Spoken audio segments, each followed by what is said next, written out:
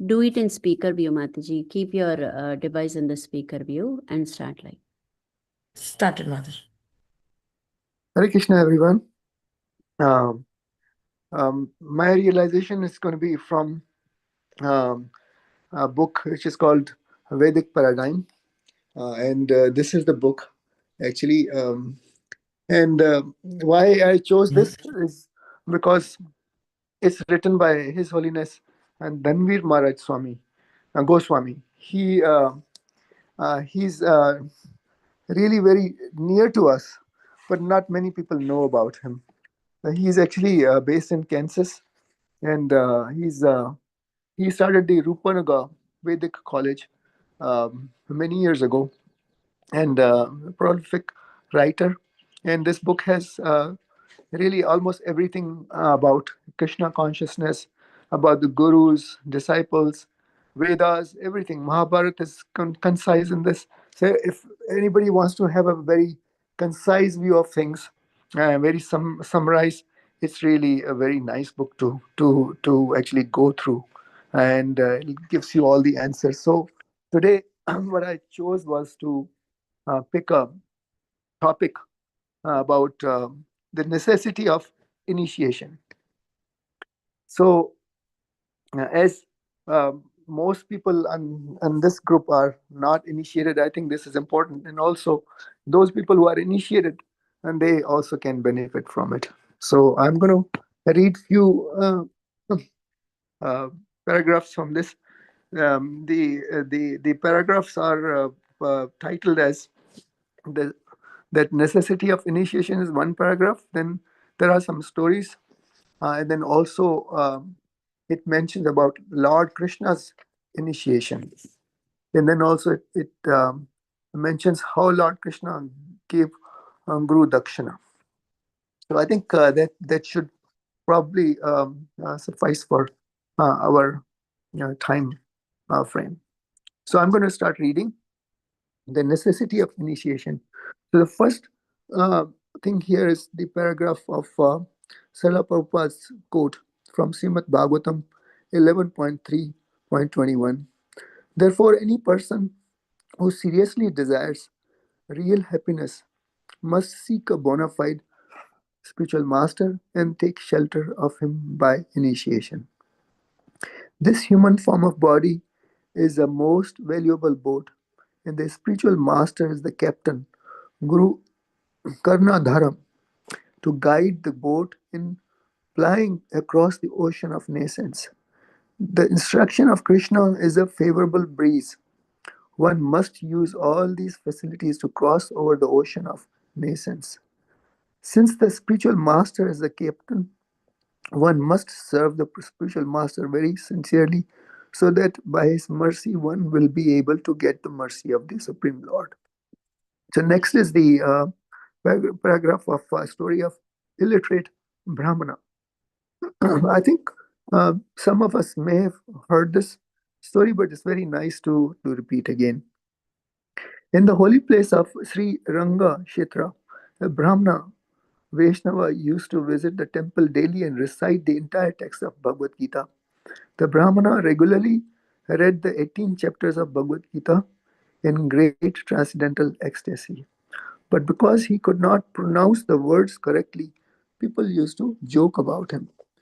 Due to his incorrect pronunciation, people sometimes criticized him and laughed at him, but he did not care. He was full of ecstasy due to reading the Bhagavad Gita and was personally very happy.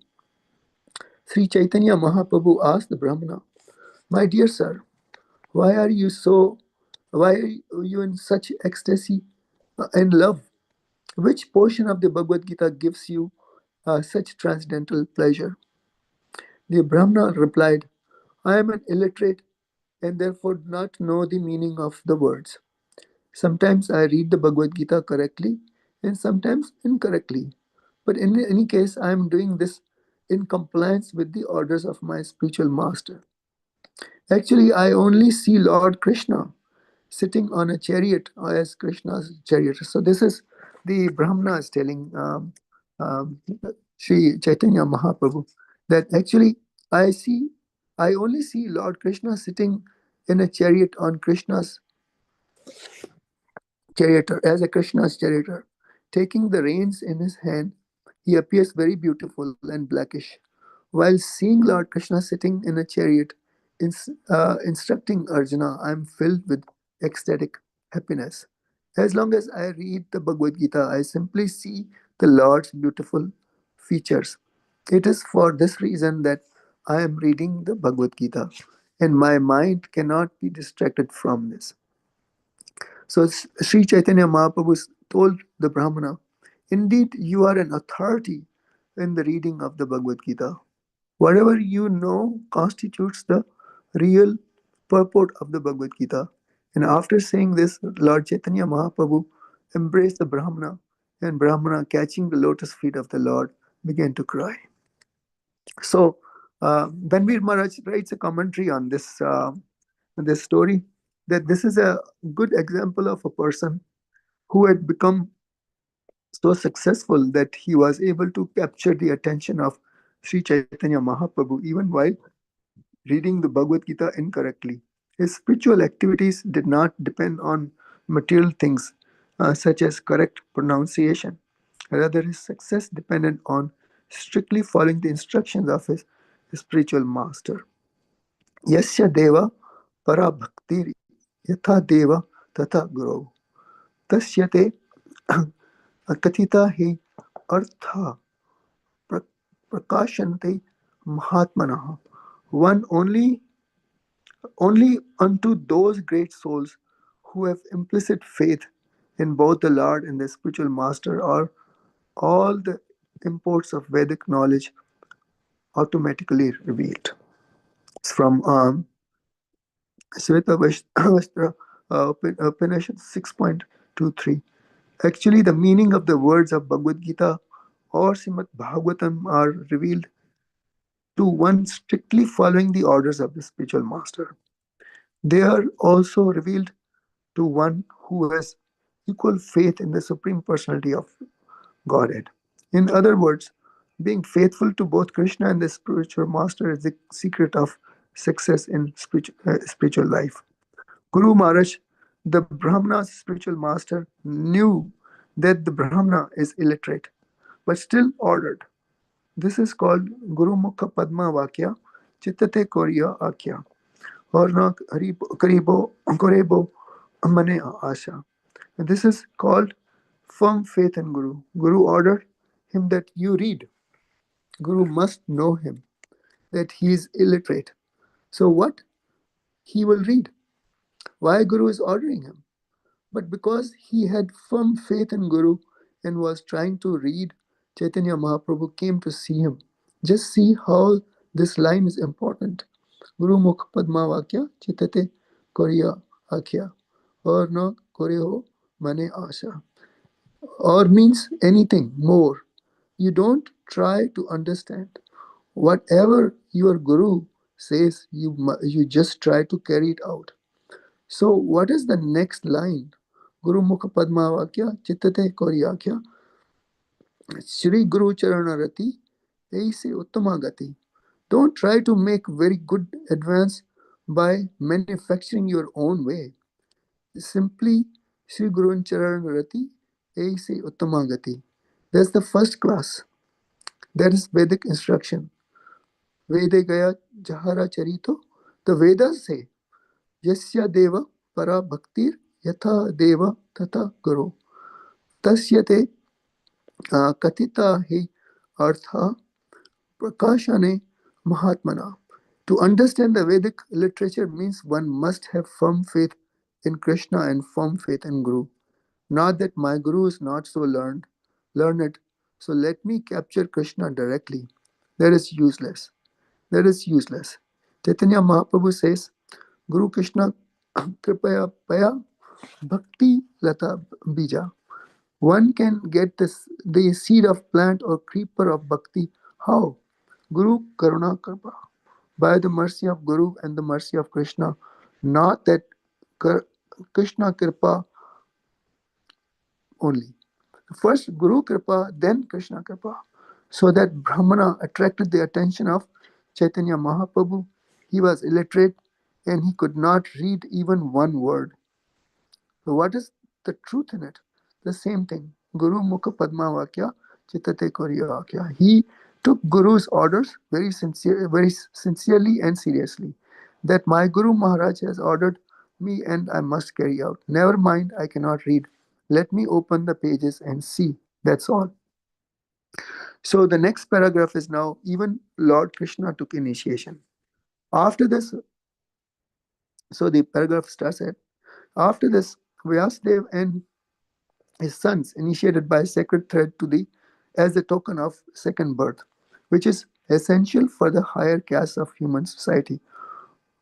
Vasudeva called for his family priest and learned Brahmanas, and the sacred thread ceremony of Krishna and Balaram was duly performed.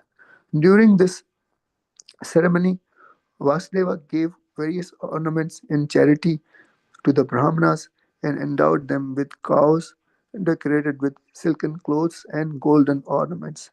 Then Vasudeva remembered the cows he had wanted to give in charity to the Brahmanas after the birth of Krishna and Balaram, but being imprisoned by Kamsa at that time, Vasudeva had been able to do so only within his mind. For Kamsa had stolen all his cows.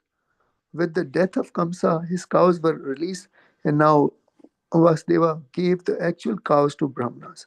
Thus, Balram and Krishna were duly initiated with the sacred thread ceremony, and they repeated the chanting of Gayatri Mantra.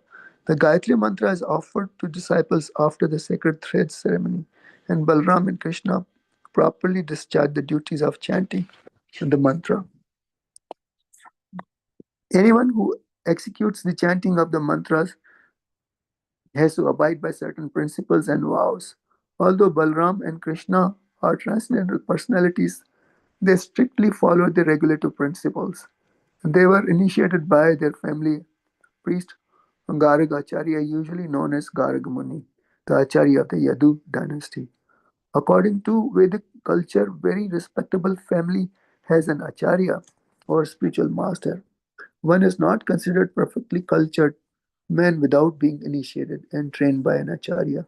It is said, therefore, that one who has approached an acharya is actually in perfect knowledge.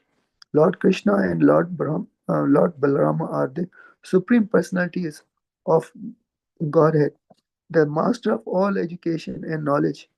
There was no need for them to accept a spiritual master or acharya. Yet, for the instruction of ordinary men, they also accepted a spiritual master for advancement in spiritual knowledge. It is customary after being initiated in the Gayatri Mantra for one to live away from home for some time under the care of Acharya to be trained in spiritual life. During this period, one has to work under the spiritual master as an ordinary menial servant. There are many rules and regulations for a brahmachari living under the care of acharya, and Krishna and Balaram strictly follow those regulative principles while being under the instructions of their spiritual master, Sandipani Mani, who was a resident of Avantipura in the northern Indian district of Ujjain. According to scriptural injunctions, a spiritual master should be respected and regarded as an equal level with the Supreme Personality of Godhead. Krishna and Balaram exactly followed these principles with great devotion and underwent regulations of brahmacharya. Thus, they satisfied their spiritual master who instructed them in the Vedic knowledge. Being very satisfied, Sandipani Mani instructed them in all the intricacies of Vedic vision and supplementary literature, such as the Upanishads, because Krishna and Balaram happened to be Kshatriyas. They were specifically trained in military science, politics, and ethics. Politics includes such departments of knowledge as how to make peace, how to fight, how to pacify, how to divide and rule, and how to give shelter. All these items were fully explained and instructed to Krishna and Balaram. The ocean is the source of water in a river. The cloud is created by the evaporation of ocean water. The same waters distributed as rain all over the surface on the earth, and then returns to the ocean to rivers. So Krishna and Balaram, the Supreme Personality of Godheads, are the source of all knowledge. But because they were playing like ordinary human boys, they set the example so that everyone should- would receive knowledge from the right source. Thus, they agreed to take knowledge from a spiritual master. The last paragraph is now, which is a maybe take will take few minutes. It's called Guru Dakshina. Lord Krishna and Balaram, the reservoir of all knowledge, exhibited their perfect understanding of all the arts and sciences, as mentioned above. Then they followed to serve their teacher by awarding him anything he desired. This offering by the student to the teacher or spiritual master is called Guru Dakshina. It is essential that a student satisfy the teacher in return for any learning received, either material or spiritual. When Krishna and Balram offered this service in this way, the teacher, Sandipani Mani, thought it wise to ask them for something extraordinary, something to common student, no common student would offer. He therefore consulted with wife about what to ask from them. He and his wife had already seen extraordinary potencies of Krishna and Balram and would understand that the two boys were the Supreme Personality of Godhead. They decided to ask for the return of their son who had drowned in the ocean near the shore of Prabhasa Kshetra. When Krishna and Balaram heard from their teacher about the death of the son, they immediately started for Prabhasa Kshetra on their chariot. Reaching the beach, they asked the controlling deity of the ocean to return the son of their teacher. The ocean deity immediately appeared before the Lord and offered him all respectful obeisances with great humility. The Lord said, "Some time back you caused the drowning of the son of our teacher. I order you to return him." The ocean deity replied, "The boy was not actually taken by me, but was captured by a demon named Panchadana. This great demon generally remains deep in the water in the shape of conch shell. The son of your teacher might be within the belly of the demon, having been devoured by him." On hearing this, Krishna dove deep into the river and caught hold of the demon Panchajana. He killed him on the spot but could not find the son of his teacher within his belly. Therefore, he took the demon's dead body in the shape of a conch shell and returned to his chariot on the beach of Prabhasa Kshetra. From there, he started for the residence of Yamaraja, the superintendent of death. Accompanied by his elder brother Balram, who is also known as Alyayudha, Krishna arrived there and blew his conch shell. Hearing the vibration, Yamaraj appeared and received Sri Krishna. With all respectful obeisances, Yamaraj could understand who Krishna and Balram were, and therefore he immediately offered his humble service to the Lord. Krishna had appeared on the surface of earth like an ordinary human being, but actually Krishna and Balram are the super soul living within heart of every living entity. They are Vishnu himself, but were playing just like ordinary human boys. As Yamraj ordered his services to the Lord, Sri Krishna asked him to return his teacher's son, who had come to him as a result of his work. Considering my ruling supreme, said Krishna, you should immediately return the son of my teacher. Yamraj returned the boy to the Supreme Personality of Godhead, and Krishna and Balram brought him to his father. The brothers asked if their teacher had anything more to ask from them, but he replied, "My dear sons, you have done enough for me. I am now completely satisfied. What further want can there be for a man who has disciples like you? My dear boys, you may now go home.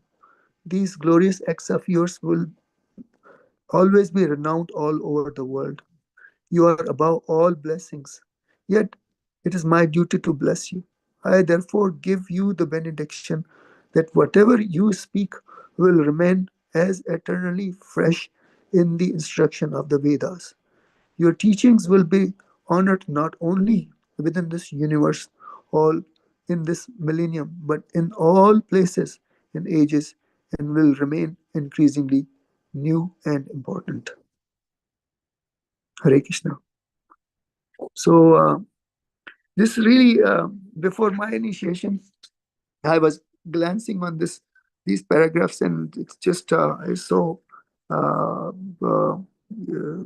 imbibing. You just once you start reading, you cannot finish it. So that I thought that I would share this to the group, because some of us are initiated, some of us are not, and it should benefit all of us. Thank you. Hare Krishna.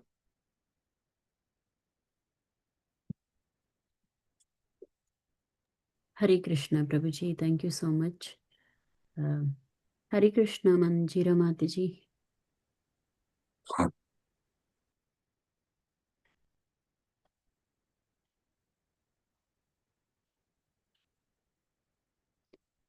Hare Krishna, Manjira Mataji.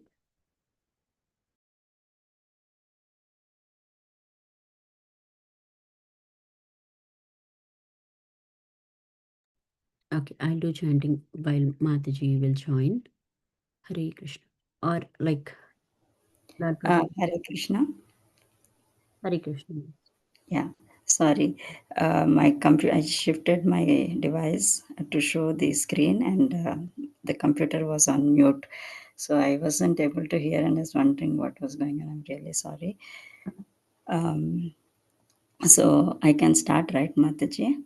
Yes, Mataji, go ahead. Okay. Thank you, Mataji.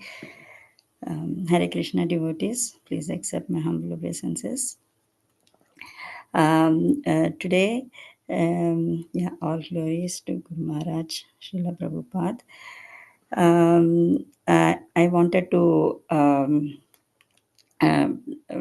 go over Brahma Samhita. It has just evolved that it is a nice composition, and I've seen devotees present nice shlokas and read the meaning. So I felt like this is a good composition to go over. So I'm going to share the screen so we can go over. I just wanted to mention one thing. Brahma Samhita is if we see the text, it has like 60 verses, but there is only like 30 of them that are recited as Brahma Samhita. There is some background verses and some verses after the actual recitation verses, which are like not Brahma's words. So those are skipped in the recitation. Now what we will do is, I was just thinking that we will read the meaning of all the 60 verses. So because it is not too big, and at the same time it will give us an idea of the background of how Brahma started reciting those 30 verses. But when we recite the verses, the Sanskrit, the actual verses, we will read only the 30. Okay, so I'm gonna share the screen now.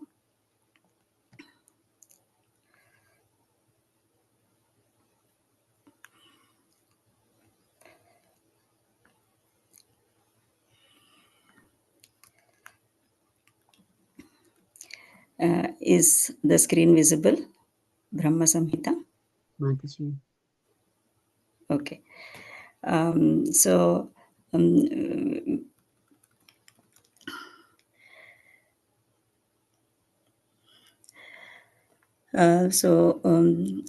we can start reading the verses, meaning the translations. I'll keep scrolling the screen. Once we are done, of course, again, we are not going to go over the meaning of the 30 verses in the beginning. Okay. So go over means like go into depth of understanding that, because it is little complex. So we just will read it to have an idea of what the entire text is. Okay.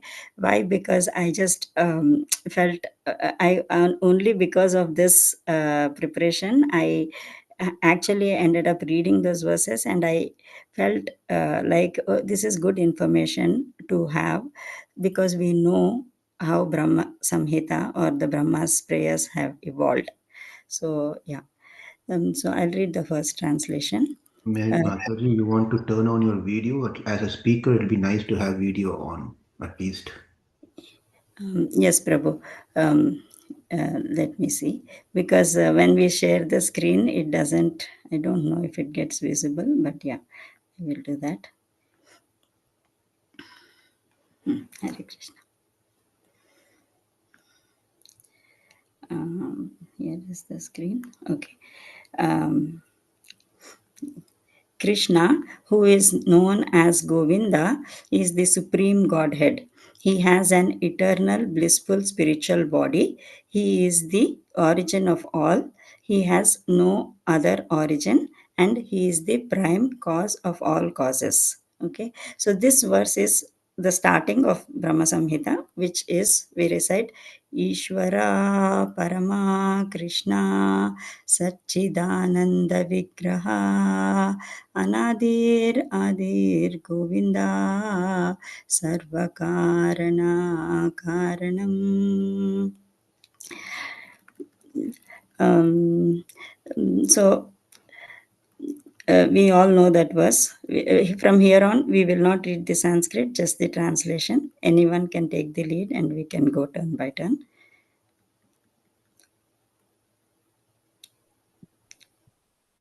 The spiritual place of transcendental pastimes of Krishna is portrayed in the second verse. The super excellent station of Krishna, which is known as Gokula, has thousands of petals and a corolla like that of a lotus sprouted from the part of his infinitary aspect, the whole of the leaves being the actual abode of Krishna. Hare Krishna. The wall of the transcendental lotus is the realm within dwells Krishna. It is the hexagonal figure, the abode of the indwelling, predominated and predominating aspect of the Absolute.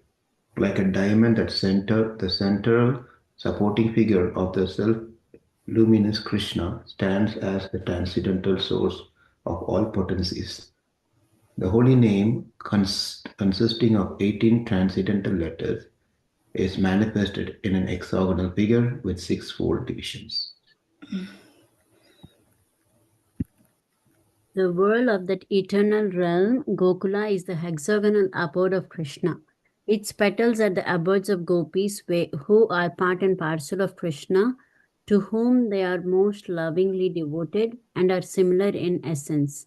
The shine beautifully like so many walls. The leaves of that lotus are the garden-like Dhama, that is the spiritual abode of Sri Radhika, the most beloved of Krishna.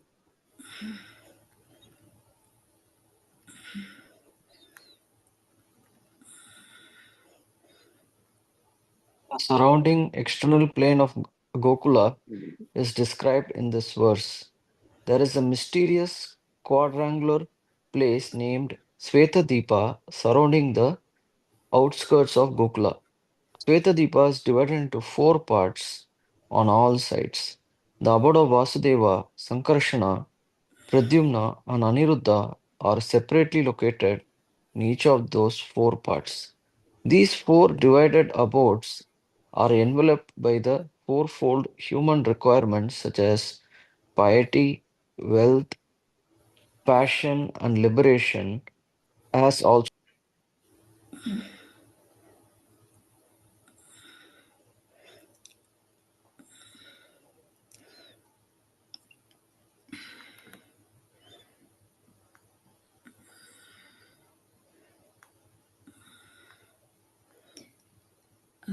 So we cannot hear Arun Prabhu, right?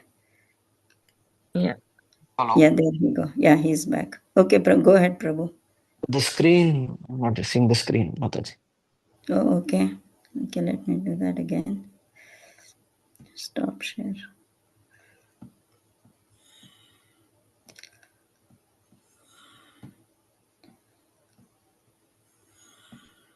Okay. Okay. Sama, Yajur, and Atharva deal with the mantra and which are the basis of achievements of the fourfold mundane requirements. 10 tridents are fixed in the 10 directions, including the zenith and nadir. The 8 directions are decorated with the 8 jewels of Mahapadma, Padma, Shankha, Makara, Kachapa, Mukunda, Kunda, Nila. There are 10 protectors, Dikpalas, of the 10 directions in the form of mantra. The associates of the hues of blue, yellow, red, and white and the extraordinary potencies bearing the names of Vimala shine on all sides.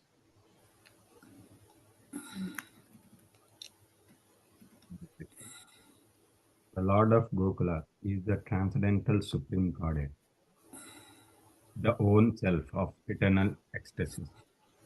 He is the superior of all superiors and is deeply engaged in the enjoyments of the transcendental realm and has no association with his mundane potency.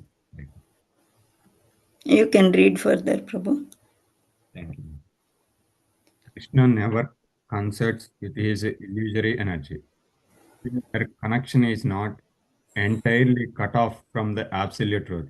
When he intends to create the material world, the amorous pastime, in which he engages by concerting with his own spiritual potency, Rama by casting his glance at the deluding energy in the shape of sending his time energy, is an auxiliary activity.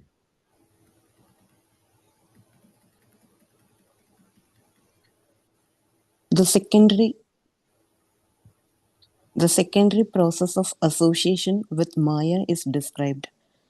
Rama Devi, the spiritual Chit potency, beloved consort of the Supreme Lord, is the regulatrix of all entities. The divine plenary portion of Krishna creates the mundane world. At creation, there appears a divine halo of the nature of his own subjective portion, Swamsa. This halo is divine Shambhu, the masculine symbol or manifested emblem of the Supreme Lord. This halo is the dim twilight reflection of the supreme eternal effulgence. This masculine symbol is the subjective portion of the divinity who functions as progenitor of the mundane world, subject to the supreme regulatrix Niyati. The conceiving potency in regard to mundane creation makes her appearance out of the supreme regulatrix. She is Maya, the limited, non-absolute apara potency, the symbol of mundane feminine productivity. The intercourse of these two brings forth an faculty of perverted cognition, the reflection of the seed of the procreative desire of the Supreme Lord. All offspring of the consort of the great Lord Maheshwara of this mundane world are of the nature of the embodiment of the mundane masculine and feminine generative organs. Continue, Prabhu. The person embodying the material causal principle, that is, the great Lord of this mundane world, Maheshwara Shambhu, in the form of male generating organ, is joined to his female consort, the limited energy Maya, as the efficient causal principle. The Lord of the world, Mahavishnu, is manifest in him by his subjective portion in the form of his glance. Yeah, you can read this too, Prabhu. The Lord of the mundane world, Mahavishnu, possesses thousands of heads, eyes, and hands. He is the source of thousands of avatars in his thousands of subjective portions. He is the creator of thousands of individual souls. The same Mahavishnu is spoken of by the name of Narayana in his mundane world. In this mundane world, from that eternal person has sprung the vast expanse of water of the spiritual uh, causal ocean. The subjective portion of some Sankarsana, who abides in Paravyoma, the above supreme Purusha, with thousands of subjective portions, repossesses in the state of divine sleep, Yoga Nidra, in the waters of the spiritual causal ocean.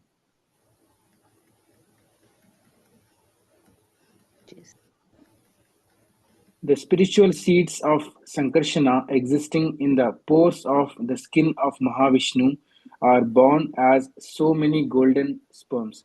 These sperms are covered with 5 great elements. The same Mahavishnu entered into each universe as his own separate subjective portions. The divine portions. Mataji. Sorry, Mataji. The divine portions that entered into each universe as possessed of his majestic extension. That is, they are eternal universal soul, Mahavishnu, possessing thousands of heads. The same Mahavishnu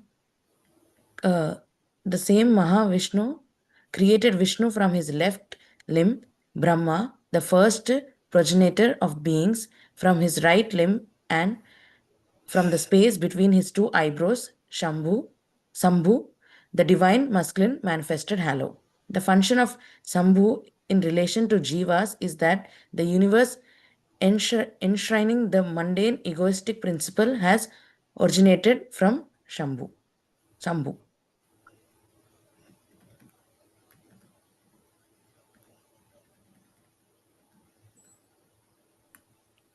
Thereupon, okay. Sorry about that. You can go ahead, Prabhu. Okay. Thereupon, the same great personal Godhead, assuming the threefold forms of Vishnu, Prajapati, and Shambhu, entering into the mundane universe, placed the pastimes of preservation, creation, and destruction of this world.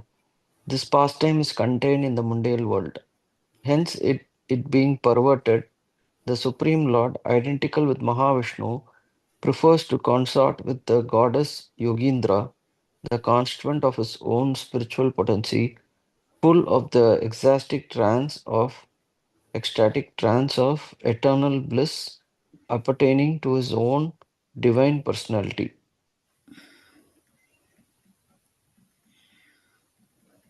When Vishnu, laying in the ocean of the milk, wills to create this universe, a golden lotus springs from his navel pit. The golden lotus with its stem in the abode of Brahma, representing Brahmaloka or Satyaloka. Please continue, Mataji. Before their conglomeration, the primary elements in their nascent state remained originally separate entities. Non-application of the conglomerating process is the cause of their separate existence. Divine Mahavishnu, primal Godhead, through association with his own spiritual chit potency, moved Maya, and by the application of the conglomeration principle created those different entities in their state of corporation. And after that he himself concerted with Yoga Nidra by way of his eternal dalliance with his spiritual chit potency. By conglomerating all those separate entities, he manifested the innumerable mundane universes and himself entered into the inmost recess of every extended conglomerate, Virat Vigraha. At that time, those jivas who had lain dormant during the cataclysm were awakened. The same jiva is eternal and is for eternity, and without a beginning, joined to the Supreme Lord by the tie of an eternal kinship. He is transcendental spiritual potency. The divine lotus, which springs from the navel pit of Vishnu, is in every way related by the spiritual tie with all souls and is the origin of four-faced Brahma versed in the four Vedas.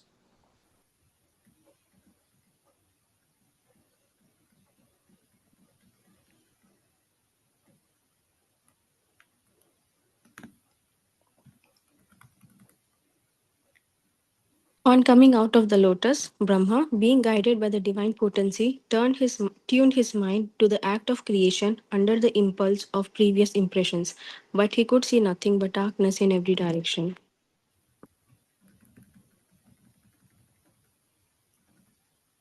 Then the goddess of learning Saraswati, the divine consort of the Supreme Lord, said thus to Brahma, who saw nothing but gloom in all directions: O Brahma, this mantra, Klim Krishnaya Govindaya Gopi Jana Vallabhaya Swaha, will assuredly fulfill your heart's desire. O Brahma, do thou practice spiritual association by means of this mantra, then all your desires will be fulfilled.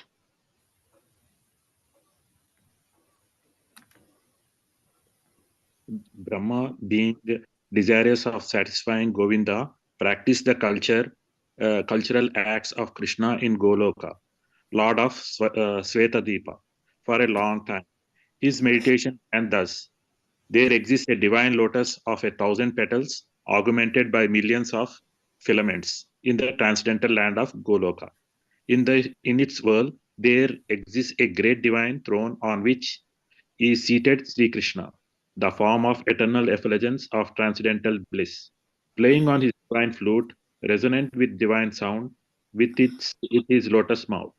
He is worshipped by his amorous milkmaids with their respective subjective portions and extensions, and also by his external energy, who stays outside, embodying all mundane qualities.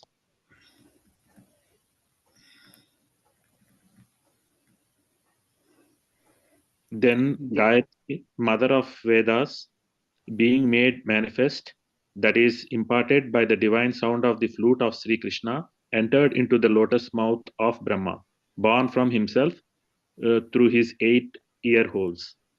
The lotus-born Brahma, having received the Gayatri sprung from the flute song of Sri Krishna, attained the status of twice born, having been initiated by the supreme primal preceptor, Godhead himself. Hare Krishna.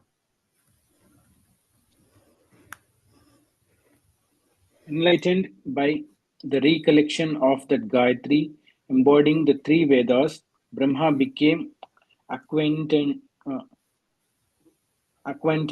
with the expanse of the ocean of truth.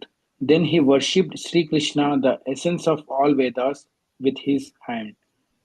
I worship Govinda, the primeval Lord, the first progenitor who is tending the cows, yielding all desires in abodes built with spiritual gems, surrounded by millions of purpose trees, always served with great reverence and affection by hundreds of thousands of Lakshmis or Gopis.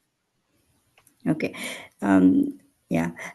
So here I just want to mention that from here starts the Brahma Samhita recitation. So we will read the Sanskrit too and then say, so that we recite the Brahma Samhita. Yeah.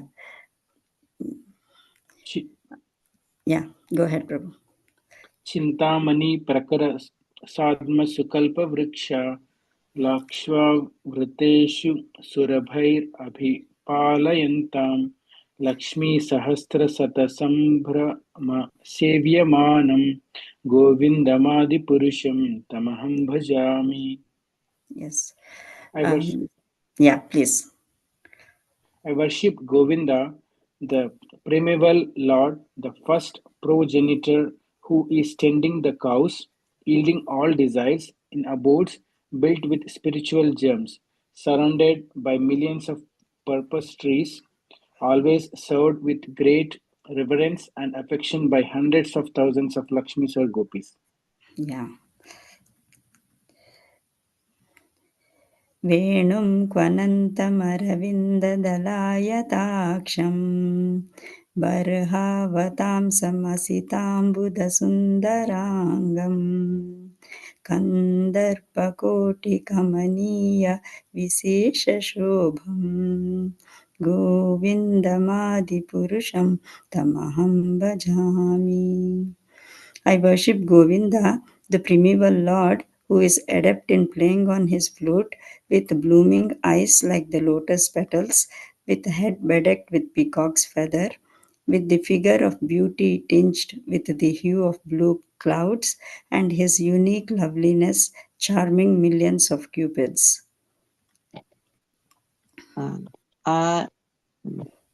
आलोलचन्द्र आलोलचन्द्रकलसद्वनमाल्यवंशी रत्नाङ्गदं प्रणयकीलिकलाविलासम् श्यामं त्रिभङ्गललितं नियतप्रकाशम् गोविन्दमादिपुरुषं तमहं भजामि. I worship Govinda, the primeval lord, around whose neck is swinging a garland of flowers beautified with the moon locket, whose two hands are adorned with the flute and jeweled ornaments, who always reveals in the pastimes of love, whose graceful threefold bending form of Shyamasundara is eternally manifest. अङ्गानि यस्य सकलेन्द्रियवृत्तिमन्ति पश्यन्ति पान्ति कलयन्ति चिरं जगन्ति आनन्दचिन्मयसदुज्ज्वलविग्रहस्य गोविन्दमादिपुरुषं तमहं भजामि. I worship Govinda, the primeval Lord, whose transcendental form is full of bliss, truth, substantiality, and is thus full of the most dazzling splendor. Each of the limbs of the transcendental figure possesses in himself the full-fledged functions of all the organs and eternally sees, maintains, and manifests the infinite universes, both spiritual and mundane. अद्वैतमच्युतमनादिमनन्तरूपम् आद्यं पुराणपुरुषं नवयौवनंश्च वेदेषु दुर्लभमात्मभक्तौ गोविन्दमादिपुरुषं तमहं भजामि.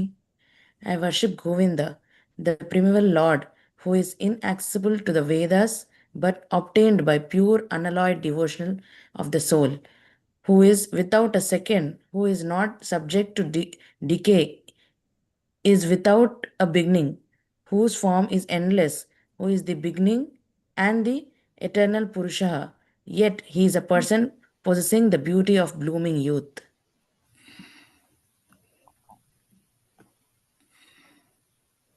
पन्तस्तु कोटिशतवत्सरसम्प्रगम्यो वायोरतापि मनसो मुनिपुङ्गवानां सोऽप्यस्ति यत् प्रबद्ध सिन्म अविन्त्य तत्त्वे गोविन्दमादिपुरुषं तमहं भजामि. I worship Govinda, the primeval Lord, on the tip of the toe of whose lotus feet is approached by the yogis who aspire after the transcendental and betake themselves to the pranayama by drilling the respiration, or by the jivas, Gyanis, who try to find out the non-differential Brahman by the process of elimination of the mundane, extending over thousands of millions of years. एकोऽप्यसौ रचयितुं जगदण्डकोटिं यत्भक्तिरस्ति जगदण्डचयाय दन्तः अण्डान्तरस्थपरमाणुचयान्तरस्थम् गोविन्दमादिपुरुषं तमहं भजामि. Is an undifferentiated entity, as there is no distinction between potency and the possessor thereof. His work of creation of millions of worlds, his potency remains inseparable. All the universe exists in him, and he is present in his fullness in every one of the atoms that are scattered throughout the universe at one and the same time. Such is the primeval Lord whom I adore. Sorry.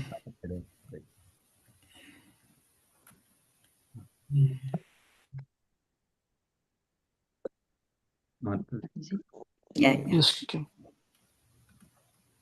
यत् यद्भावभावितधियो मनुजस्तथैव सम्प्राप्य रूपमहिमासनयानभूषः सुक्तैर्यमेव निगमपतिता प्रतितैस्तुवन्ति गोविन्दमादिपुरुषं तमहं भजामि. I adore the same Govinda, the primeval Lord, in whose praise men who are imbued with devotion sign the mantra suktas told by the Vedas by gaining their appropriate beauty, greatness, thrones, conveyances, and ornaments.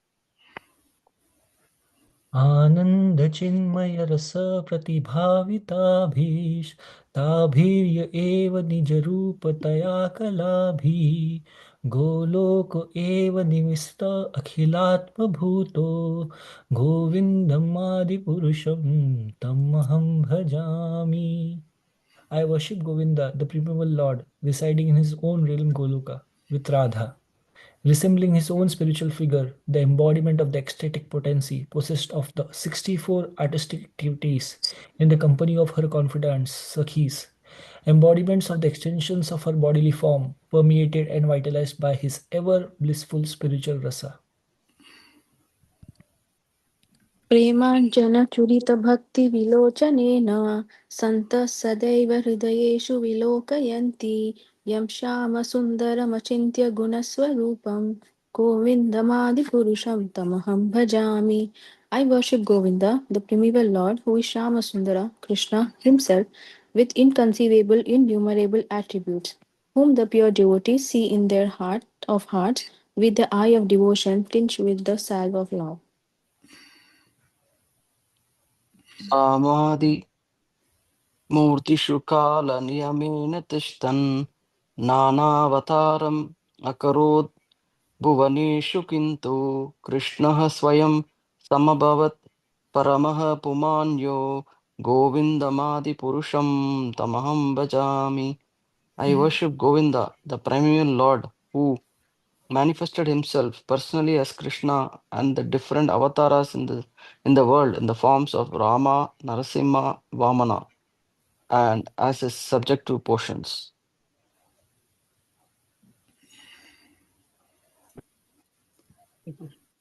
Yes.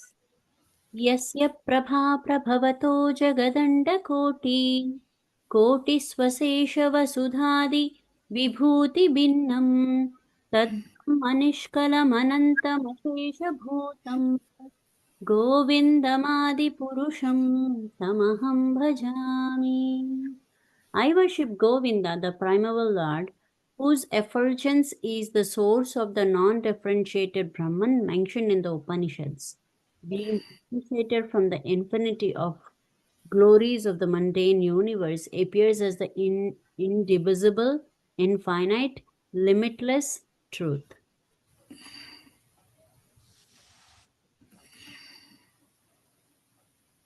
माया हि यस्य जगत् अन्धसतानि सूते त्रैगुण्य तद्विषयवेद वितायमाना सत्त्वावलम्बि परसत्त्वमिशुद्धसत्त्वं गोविन्दमादिपुरुषं तमहं भजामि.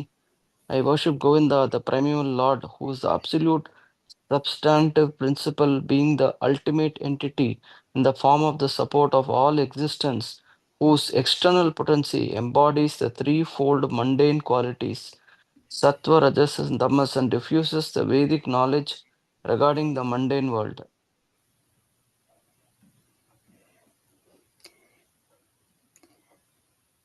आनन्दचिन्मयरसात्मतया मनशु यः प्राणिनां प्रतिफलान् स्मरताम् उपेत्या लीलायितेन भुवनानि जयति अजस्रम् गोविन्दमादिपुरुषं तमहं भजामि.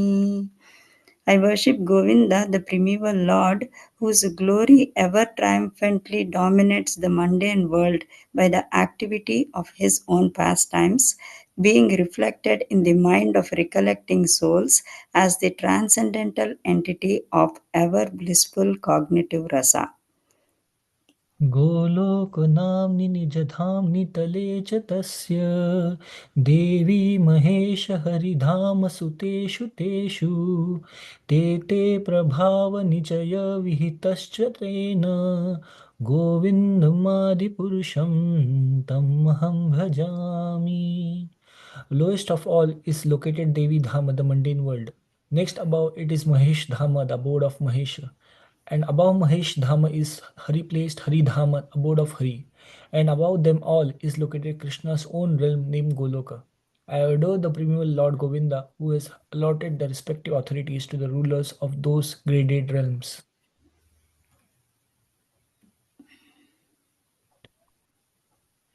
सृष्टि स्थिति प्रलय साधन शक्तिरेका छायेव यस्य भुवनानि बिभर्ति दुर्गा इच्छानुरूपमपि यस्य चेष्टते तेषा गोविन्दमादिपुरुषं तमहं भजामि.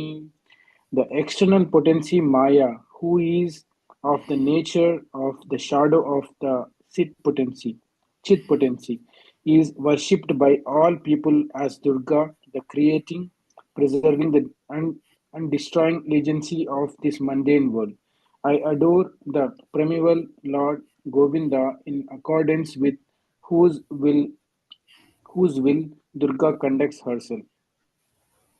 Yeah. Just a quick. So, of the three dhams that have been mentioned above, those three are being explained in these three verses. Devi Dham, then Mahesh Dham, and this is Mahesh Dham, and then will come Vishnu Dham or Hari Dham. Okay, Hare Krishna.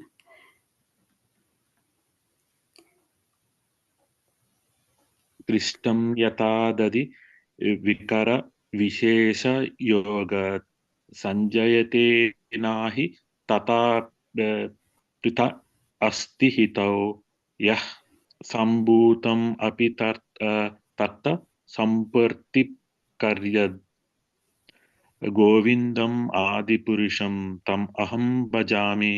Translation: just as milk is transformed into curd by the action of acids, but yet the effect curd is neither same as nor different from its cause, because milk. So I adore the primal Lord Govinda, of whom the state of Sambhu is a transformation of performance of the work of destruction. Hare Krishna.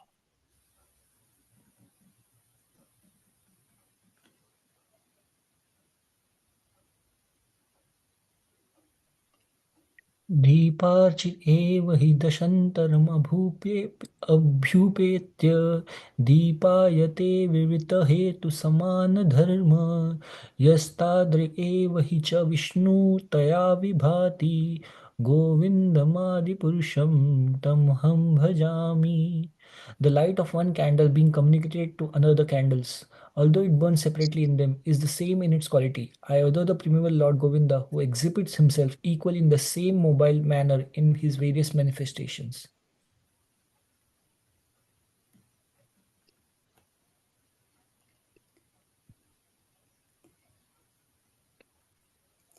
यत्कारणार्णवजले भजति स्म योगः निद्राम् अनन्तजगदन्दसरोमकूपः आधारशक्तिम् अवलम्ब्य परां स्वमूर्तिम् गोविन्दमादिपुरुषं तमहं भजामि.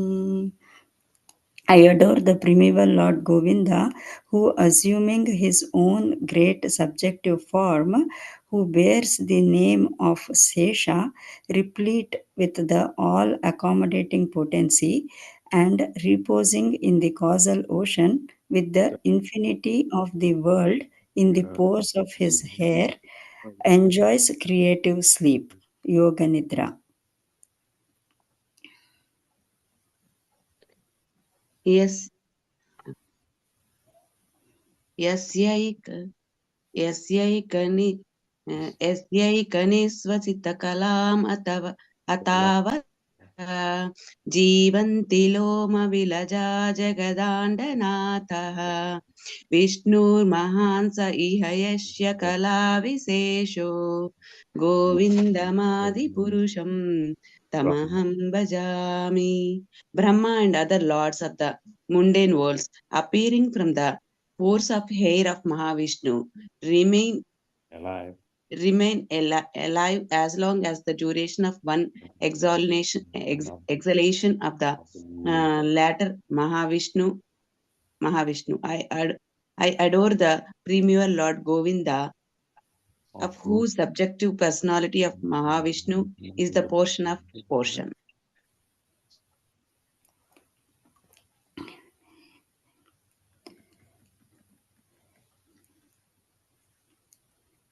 भास्वान् यथा स्म सकलेषु निजेषु तेजः स्वयं कियत् प्रकटायति अपि तद्वतत्र ब्रह्मय एष जगत् अन्धविधानकर्ता गोविन्दमादिपुरुषं तमहं भजामि. I adore the primeval Lord Govinda, from whom the separated subjective portion, Brahma, receives his power for the regulation of the mundane world, just as the sun manifests some portion of its own light in all the effulgent gems that bear the names of Surya Kanta.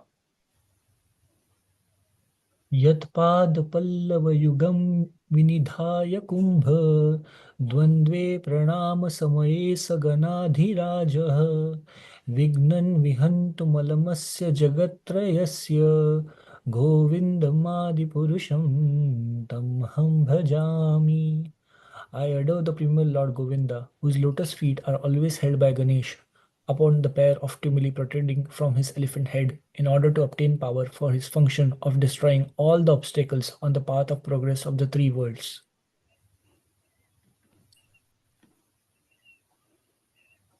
अग्निर्महीगगनम् अम्बुमरुधदिशश्च कालस्तथात्मा मनसीति जगत्त्रयाणि यस्मात् भवन्ति विभवन्ति विशन्ति यं च गोविन्दमादिपुरुषं तमहं भजामि. The three worlds are composed of the 9 elements: fire, earth, ether, water, air, direction, time, soul, and mind. I adore the primeval Lord Govinda, from whom they originate, in whom they exist, and into whom they enter at the time of the universal cataclysm. Hari.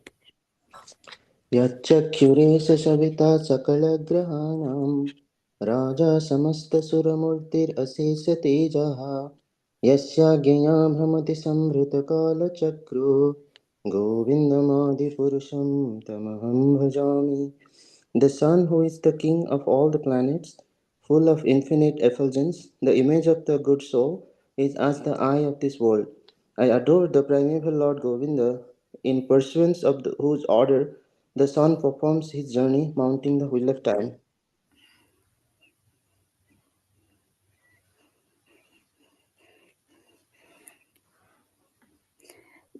धर्मोत्तापनिचयश्रुतयस्तपांसि ब्रह्मादिकीटपतगावदयश्च जीवः यद्दत्तमात्रविभवः प्रकटप्रभावा गोविन्दमादिपुरुषं तमहं भजामि.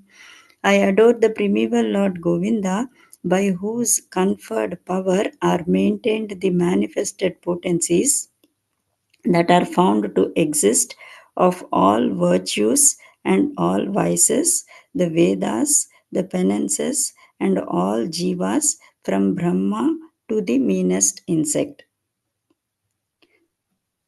यस्त्वेन्द्रगोपमथवीन्द्रमहस्वकर्म बन्धानुरूपफलभाजनमातनोति कर्माणि निर्दहति किन्तु च भक्तिभाजं गोविन्दमादिपुरुषं तमहं भजामि. I adore the primeval Lord Govinda, who burns up to their roots all fruity activities of those who are imbued with devotion, and impartially ordains for each the due enjoyment of fruits of one's activities. Of all those who walk in the path of work in accordance with the chain of the previously performed works, no less in the case of the tiny insects that bears the name of Indragopa, than in that of Indra, the king of Devas.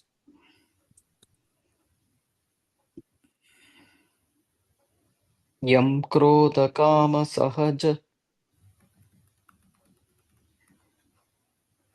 Yam krodha kama sahaja pranayadi bhiti vatsalya moha guru gaurava sevya bhavaihi sanchintya tasya sadrishim tanumapu apurete govindamadi purusham tamaham bhajami.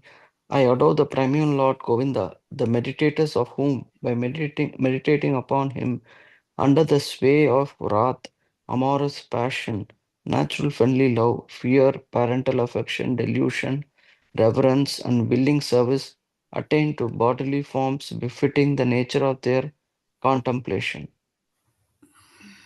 प्रियः कान्ता कान्ता परमपुरुषा कल्पतरवो द्रुमा भूमिश्चिन्तामणिगणमयी तोयमर्थम् अमृतम् कथागानं नाट्यं गमनमपि वंशी प्रियसखी चिदानन्दं ज्योतिः परम अपि तथावस्याद्यमपि च स यत्र क्षीराब्धिश्रवति सुरभिभ्यश्च सुमहान् निमेषाराध्याख्यो वा व्रजति न हि यत्रापि समय भजे श्वेताद्वीपं तमहम् इह गोलोकमिति यम् विदन्तस्ते सन्तः क्षितिविरलचाराः कटिपै.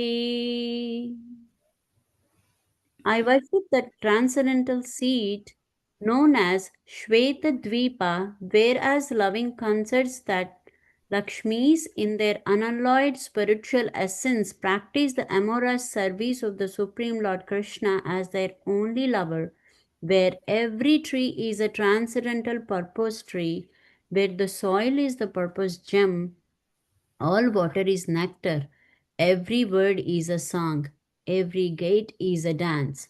The flute is the favorite attendant, effulgence is full of transcendental bliss, and the supreme spiritual entities are all enjoyable and tasty.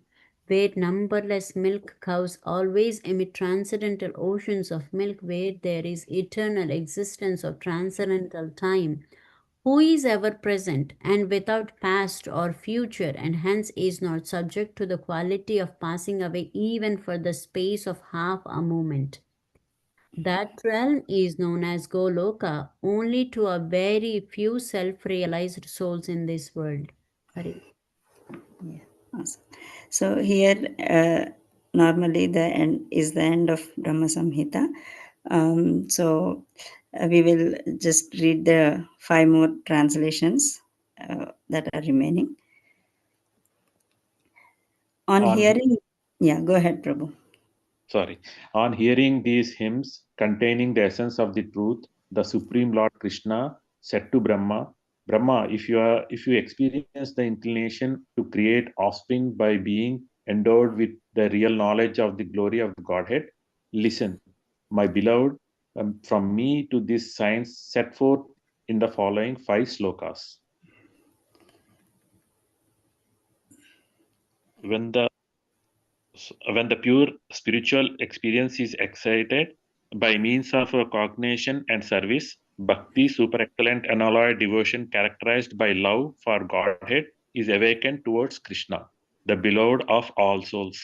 Hare Krishna. You can continue, Prabhu. The highest devotion is attained by slow degrees by the method of constant endeavor for self-realization with the help of scriptural evidence, theistic conduct, and perseverance in practice. These preliminary practices of devotion, sadhana bhakti, are conducive to the realization of loving devotion. Then from there is no superior well-being, who goes hand in hand with the attainment of the exclusive state of supreme bliss, and who can lead to myself.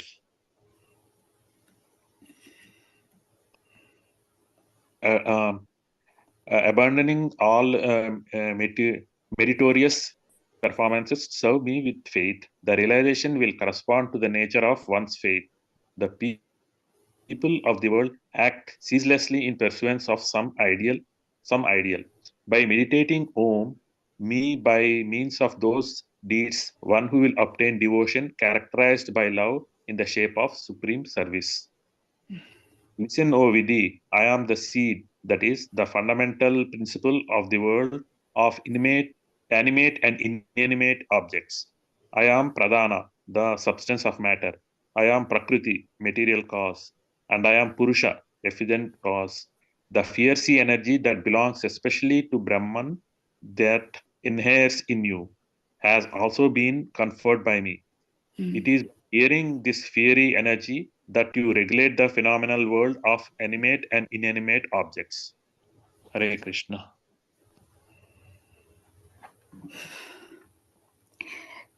So, like this, the entire knowledge about Krishna is shared in these verses by Brahma. And then I was so happy to hear the last 5 verses where Krishna is telling how nicely we can come back to him, and all the things we know, but like a summary, it has been put ahead. So it's a very nice composition. So thank you very much for taking turns and nicely reading all the meanings. And yeah, I really appreciate this composition, how it is like describing the whole thing about Krishna, his dham, his how he is with respect to the material world, and how it works for the living entities, like how we get everything from him, like even the material possessions and opulences as a result of our karma, and how devotees are always seeing the him and not all this. So they're always in the thoughts of the Lord, seeing him within their heart, and how these 3 modes are set up for the functioning of this world, the material world. And how there are these different dhams for taking care of different roles for the maintenance of the material creation. Then talking about Anantasesh, the and Mahavishnu in the causal ocean, and then Brahma, because the three dhams talked about Devi Dham, Mahesh Dham, and Vishnu. So all the besides those, then all the other important entities are mentioned. Then after Brahma is mentioned about Ganesha, and then all the 5 elements are mentioned. That is actually 8. So that is for the creation of this universe. And then the planets is mentioned about how sun, the primary, helps with the maintenance of this material creation with his dazzling effulgence, and he's also causing time by his constant work for the Lord. And then is mentioned like how all our potencies is coming from the Lord, be it the smallest insect to Lord Brahma. And then talking about how um, mm, mm, um, just not coming to me, but yeah, how by bhakti one can get over their karma. That's then how what we do, so we get, and how bhakti can help go into the akarma platform. And then tells how again if we have other we have rasas with Krishna in our relationships, and if it is different, then that's going to define our next birth. So, and then nicely summed up the entire way the world works. And then talks about Shvetadvipa, how it is so wonderful out there. There, everything is so different from what it is here. So the wonders of there, like how there is the time is eternal, there is no decaying with time. Everything is so joyful. Everything has life. So everybody wants only one thing, to serve the Lord. So it is that. And then the beautiful, that is where Brahma Samhita ends. And then Krishna is actually assuring in the last 5 verses, like how taking to this nice path of devotion, one can actually come back to him, and how he is the the Brahman, or the soul within us. So everything is, so he just like summarizing the whole thing. So it's nice composition. And and thank you all for the opportunity to go over this, and have a good time in the morning. Hare Krishna. Hare Krishna, Mataji. Can we read the sloka one more time? Which one, Mataji? For Brahma Samhita, the very first one. Oh yeah, that's how they end it, right? Yeah, that's very nice.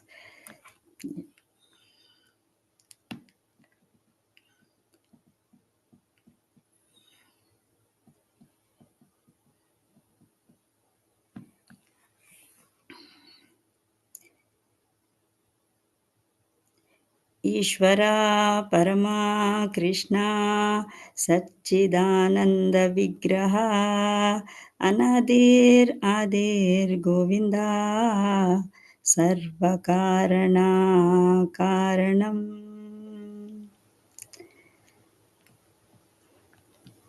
Thank you, Mataji. Thank you, everyone. Hare Krishna. Hare Krishna, Mataji. Thank you so much. Thank you, everyone. Thank you, Mataji, for introducing us to Brahma Samhita. Thank you.